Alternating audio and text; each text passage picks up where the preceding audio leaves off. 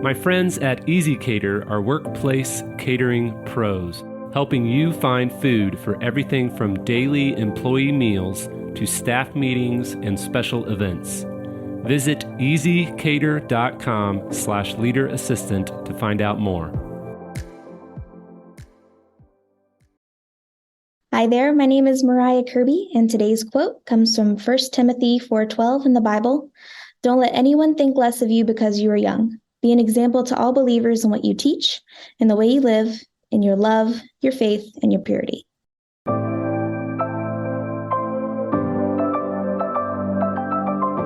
The Leader Assistant podcast exists to encourage and challenge assistants to become confident, game-changing leader assistants.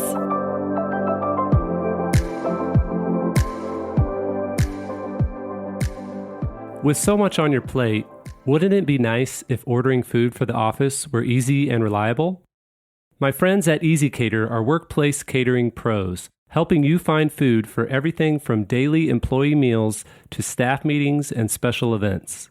With Easy Cater's network of over 100,000 restaurants nationwide, you'll have a huge variety of options near you for any group size, dietary need, or budget.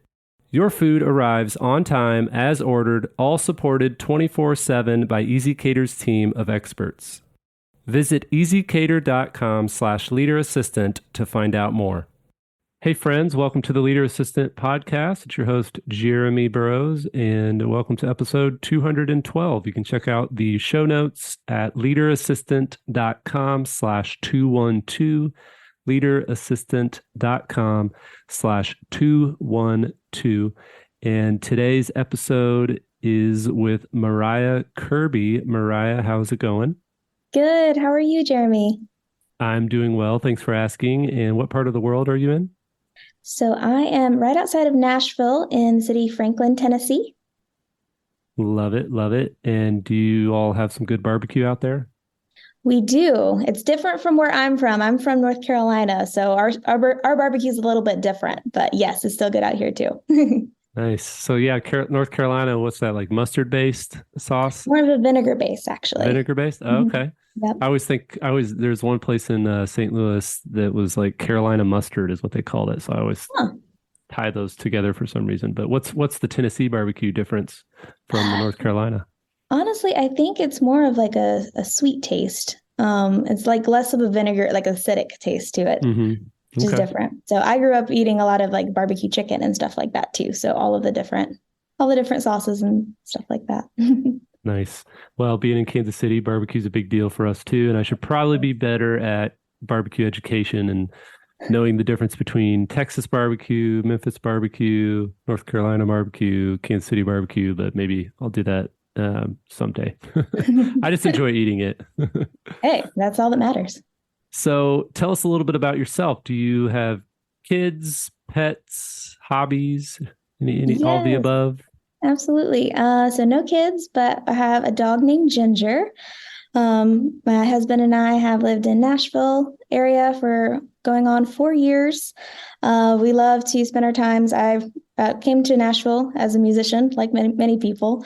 So I like to write music and do that in my free time, and also swing dance. So I teach swing dancing, and my husband and I love to go dancing whenever we can. That's awesome. And it sounds very, very Tennessee. So you're definitely right on par. I know. Yeah. Love it. So how did you tell us about your assistant career? You're currently senior assistant to the executive director of platform engineering at Ramsey Solutions. How did you end up being an assistant? And tell us a little bit about your journey. Yeah. So I actually just celebrated last year 10 years of being in an assistant admin role. I actually started when I was 16. My first job was working as an office assistant to my mom for a chiropractor office. She got hired to basically run an office after the lady who was her predecessor had ran it for 30 years. So whenever she came in, she needed some help with like updating and filing and organizing and stuff like that. So she brought me in during the summers to come in and file and organize and help take in clients and schedule. And so I learned kind of at a young age on those little basics and kind of got started that way. And then did that all throughout my high school years. After that, I had went to college, and during that time, I worked as an assistant to, I would say like an entrepreneur. She had two different businesses. One was consulting for arts. So she did social media marketing, all kinds of stuff like that, graphic design, and also had a hired waitstaff company. So I worked with her part-time while I was going to school full-time, and then worked in the arts as well. My background, like I said, was music. So I worked with our local, like our community and university arts center, and worked in that for a while. And then when I graduated, I was trying to save up money to move out to Nashville. And I said I knew the skill sets and enjoyed doing that. So worked for a financial advisor for a little bit and was his right-hand woman. It was just the two of us in the office. So it was a much smaller company, got to learn a lot from him, learn how to do, I feel like that was probably my first big role of being able to know what it means to have a partnership with someone, and be able to help them out with the day-to-day, and also be able to speak into the business and what was going on. And then from there, I worked as a legal assistant and did that with a firm that had entertainment law, and then also had a partner that did real estate law and had a title company. So I had like a dual role between legal assistant and transaction coordinator. So few different backgrounds that I had to kind of learn while doing that. And then that leads me to here. So been at Ramsey for a little over a year and a half. I think next month is a year and a half officially. I love it here. I got referred from a friend, grew up listening to Ramsey, and I love it. It's been amazing and literally the best place I've ever worked. So it's been awesome. Nice. So let's talk about using your gifts to support your executive. How did you figure out what your gifts were throughout your career, and then specifically use those to support your executive? Yeah. So as an arts person, like many, I'm kind of all over the place when it comes to interests. And so on the side, I would learn different things like graphic design. I grew up doing party planning with my mom as well, and fell in love with doing all of that kind of stuff, and always did it on the side. But it actually wasn't until I came to Ramsey where in the interview process, my current leader had asked me, he's like, well, do you like what are you interested in? What makes you happy? Like you don't feel stressed at, you like what energizes you? And for me, it was those two things. So I loved doing graphic design where I could be creative, but also still have structure. And then also just being able to put a party on, make people feel loved and accepted and special. So that's been really fun to kind of lean into those skills in my current role. I think it's also just important for whenever you're looking at your gifts and talents to be able to say, okay, what brings me joy? What do I really enjoy?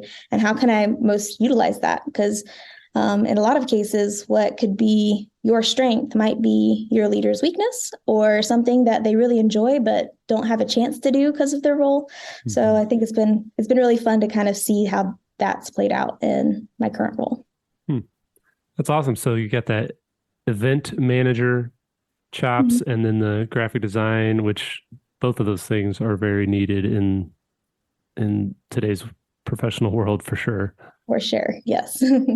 What's graphic design wise? What tools are you familiar with, or do you like to work in? Are you Photoshop? Are you Canva? Or is it Canvas? Yeah, and then Figma. What's the type of design do you do? Yeah, so I started out in Canva because that's what I had first started playing around with back in college. So I use that a lot at the office. I've also done a little bit with Adobe Suite, the Creative Suite for that. Mm-hmm. And I have some classes that I'm wanting to finish up this year on Figma and learning how all of that works, because I feel like it'll also help me understand my team more and product design and all of that kind of stuff. So Main one is probably Canva and Adobe, and then wanting to grow and do that more because it's just a fun hobby. Cool. Yeah. And then as far as event management, what's your number one tip for those assistants listening who that's part of their job, managing events? What's your number one event management, event planning tip? Oh man. I would have to say my number one tip would be to get all of the details as you can to start with, and then build off of that. And don't be afraid to speak up if you have questions, or don't be afraid to be able to think outside of the box. So yeah, I know that's probably more than one, but no, that's great. Those are some of my big ones. It's like asking clarifying questions, especially early on, it will save you a lot of pain down the road when you're planning the event. So communication is key, just like in anything else, especially in events where, oh, I thought you meant this, or don't assume. Don't ever assume. Yeah. So, okay, let's talk about the kind of the stigma around the executive assistant, administrative assistant, office manager, assistant, all the different titles, but the administrative professional career, or actually the stigma is kind of seeing this position as not really a career. So what have you done or have you seen in your career that's changed that, and how you view this role versus, I know a lot of people see it as it's just maybe a temporary stepping stone type of a role. So how have you discovered that it's more of a career, and how do you help others see it as a career as well? I think it's kind of the biggest thing is a mindset shift, to be honest with you. Before coming into my role and really understanding what it is to, like, how important the role is. Like, you're integral to that partnership with your leader. You're integral to how things are run within your department. Even if I wouldn't inadvertently say it out loud, that whole phrase, "Oh, I'm just an assistant," I feel like was a big thing that affected me both internally, but also how others viewed. And that's kind of, if you're in an environment where leadership views you as, oh, she's just the assistant, she does the menial tasks, she does all of those kinds of things, it can easily get into your own mindset of thinking, oh yeah, I'm just an assistant, or this is just temporary till I can find something better. And I feel like it's really easy to fall into that, but also I think it's a mindset shift for you saying, there is no just. It is, I'm an assistant. I wear many hats. I have a skill set that not everyone can do. I've seen that over the years. Be able to multitask, be able to do a lot of things that it does take a special skill set and special learnings to be able to understand and control lots of plates up in the air all the time. So I think it's a mindset shift for sure for the assistant, but I think it's also a cultural mindset shift for wherever you're working. Working in an environment where you're appreciated is a big deal in that regard too.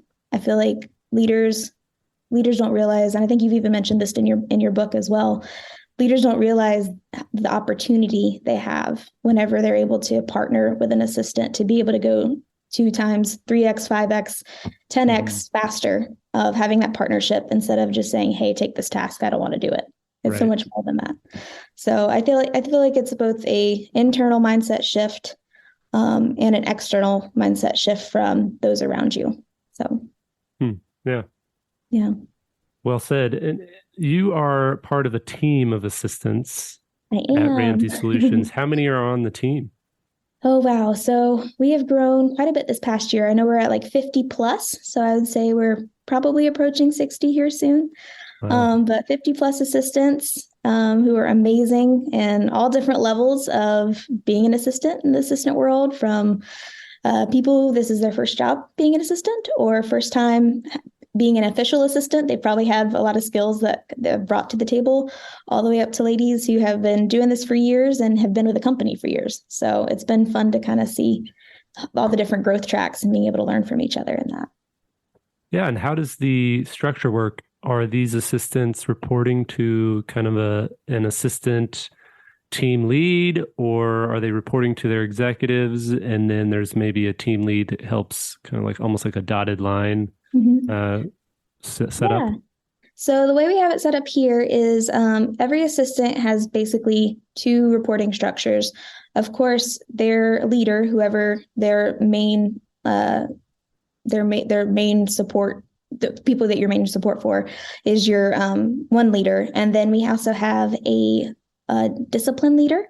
So she kind of oversees all of the RSAs, Ramsey Solutions Assistant. So if I refer to that, that's the acronym. Oversees all of the RSAs. And within that group, we have executive assistants that are over each specific department. And those EAs then lead growth groups and what we call channel groups for all of the assistants that are in that discipline. So for example, my leader falls under product engineering here at Ramsey. And so we have a product engineering channel. So we have one EA who oversees, I think we're up to 7 or 8 assistants within our area. And then all of us report up to our leader in charge of RSA.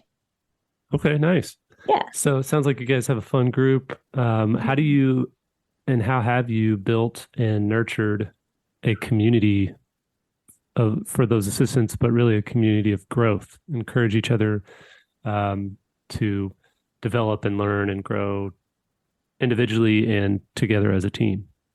Yeah, so I do have to say, I have never in my life been in a group of assistants where everyone is wanting to help and willing to help, not where like you never have this feeling of, oh, you don't understand that. There's never any kind of weird clicks or anything like that. I think, and a lot of that is attributed to our growth groups. So at Ramsey, we have what we call our growth track, which basically is a list of hard skills and soft skills that kind of track how we're growing, what we're growing in, what to work on, and things like that. And that's a standard for everybody. That's not based off of who you support. That's not necessarily based off of like which department you're in. It's just overall how well am I at partnering? How well am I at hard skills and soft skills? And I feel like that kind of levels the playing field a little bit to where you're wanting to help and learn and grow from each other, which has been really cool to see. Our whole RSA group meets monthly, and we have basically updates within the company, promotions, things like that. But then we also have keynote speakers who will come in, whether that be assistants coming in or to talk like as a panel who might be subject matter experts in say like travel or calendaring or partnership with their leader who have been with their leaders for years. And then we also have actual leaders come in and talk about different key topics as well. So that's another fun way to kind of be able to come together as a group and feel like a cohesive group and not like we're on an island trying to learn by ourselves. We also have within our channels, we do fun and different book studies, which is actually how I learned about you through doing a book study on Leader Assistant. And we also have those groups to be able to bounce ideas off of each other or be able to say, hey, so I have this meeting or I have this problem and I'm not sure how to approach it. Can I get some like good feedback? And so it's a space to be able to ask those questions without feeling stupid or feeling like you aren't getting it. So it's fostering that group. And then also in general, just having documented resources to where people aren't having to ask the same questions again. They aren't having to be able to say like, what was that again? We talked about it, or I missed that meeting, so I have no idea what that training was. We have one place to document all of those things to kind of be a resource hub to be able to learn on your off time, but also just to not have to keep it all in your brain. Nice. How does the two follow-up questions then? Mm-hmm. What tool do you all use for the resource hub? So all of our company works off of the Microsoft tools, so Microsoft Suite, and everything lives in a SharePoint. So we have the RSA SharePoint that is basically like the source of truth for all things within our company. If there's anything updated, we have a work group that's their job is to update everything. So we're always in the know, and the first ones to know as much as we can be to be able to stay on top of that. So, yeah. Nice. Mm-hmm. And then the other question I had was, so when you did the book study, how was that organized? I know a lot of people reach out and I don't know. I'm not sure. Did you guys have the workbook before you did that, or did you do that before I released the workbook? I think we did it before you released the workbook. Okay. I was just Okay. talking to an assistant. I was like, oh, there's a workbook now. That's cool. Yeah. Well, so I have the workbook out for those listening that Mhm. want to go through the book, The Leader Assistant. And the workbook just is really a helpful hold your hand guide to, lead a group of assistants through the book. And that's at leaderassistantbook.com/workbook. But I've still had people reach out and say, how do you recommend we lead this group, or how do we coordinate? And, so based on the book study that you all did, what are some tips on how to go through my book together that you could share? So the way we had split it up is we split it up by chapter, and we have weekly connects, that channel group I was telling you about. So we use that as our book study time to be able to kind of talk through each chapter. And for each chapter, we had a different assistant that was going to lead the conversation. So of course, we're all reading it and some mice here. We're all reading it, and we're all going through and like marking and seeing what parts are super valuable to us that we could be working on. But each assistant would be able to kind of go in and lead the conversation. So any of the questions that you had at the end to talk about, we would also ask questions like, what is really resonating with you right now? What out of this chapter do you feel like that you can implement today, or that you want to work on with your leader or ask your leader? And another fun part too is that we actually got some copies of the book for leaders to be able to read through and kind of highlight and say like, I've never thought about that before. Or, you know what, I actually want to talk about this because I think this would be helpful. And I know not all leaders have time to do it, but we had quite a few that were able to actually sit down and discuss those things with their assistant too. Nice. That's great. Good deal. Well, Mariah, thank you so much for sharing a little bit of your story and a little bit of how your team works. And it sounds like you've got a great admin team, assistant team, leader assistant team. Yes, absolutely. And excited to meet more of you. I know I've chatted with Mia a few times, and just really appreciate you being on the show. What's maybe one final word that you want to share with assistants listening? I would say never value yourself too low. Always know your worth. Know that you are worth being respected. Know that you are worth being viewed as a partner, not as a subservient. We are servants, but we aren't subservient. And to know, to lean into your gifts. And it's okay to not know everything. That's the whole part of learning and growing. Love it. Well said. Well, where can people find you and reach out? Is LinkedIn the best spot, or? Yeah, LinkedIn is great. Or you can email me, which I'm happy to give that as well. I love to hear from other assistants and learn what they have learned, and then also just chat about all the different things that comes with it, the career-wise and everything else. So. Awesome. Well, I will definitely share your LinkedIn in the show notes at leaderassistant.com/212 for those of you listening that want to reach out to Mariah. And thanks again. Best of luck, and we'll talk soon. Thank you.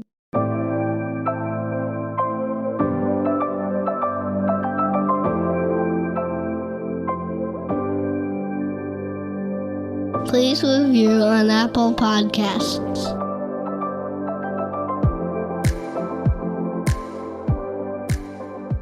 GoBulls.com